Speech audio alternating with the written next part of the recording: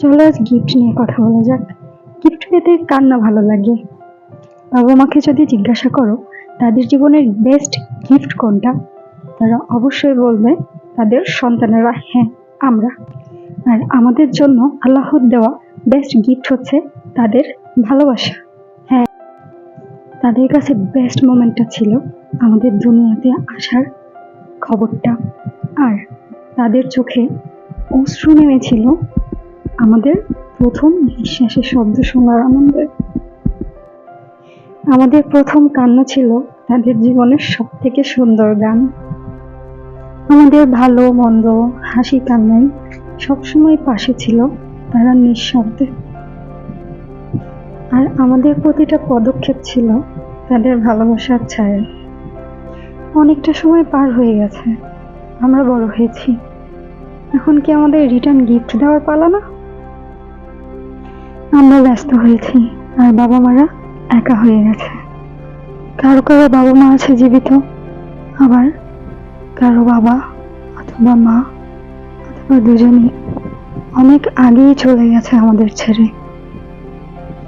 বাবা মা যেখানেই থাকুক, আমাদের প্রত্যেকটা ভালো কাজ তাদের আমলের খাতায় সাদকায়ে জারিয়া হয়ে যোগ হচ্ছে প্রতিনিয়ত। আমরা যখন সিজদায় নত হই, যখন আমরা আল্লাহর জিকিরে কিছুটা সময় পার করি, কিছুটা সময় যখন আল্লাহর বাণী কোরআন তেলাওয়াত করি, যখন কোনো ক্ষুধার্তকে একটু খাবার দান করি, তখন এগুলোই হয় অন্ধকার কবরের এক টুকরো আলো। তাদের আমলের খাতা বন্ধ হয়েছে অনেক আগেই, শুধু রয়ে গেছি আমরা, যাদের দিকে তারা চেয়ে রয়েছে।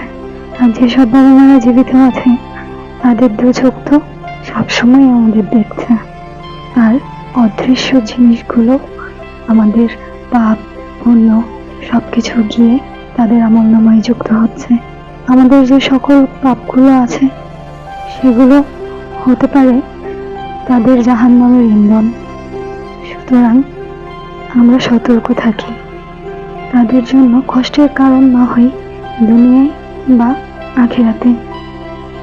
তাদের জন্য আমরা দোয়া করতে থাকি, রাব্বির হামহুমা কামা রাব্বায়ানি সগীরা, অর্থাৎ হে আমার প্রতিপালক, আমার পিতামাতার প্রতি দয়া করো যেমন তারা দয়া মায়া মমতা সহকারে আমাকে শৈশবে প্রতিপালন করেছিলেন। দোয়াই হোক তাদের জন্য আমাদের রিটার্ন গিফট।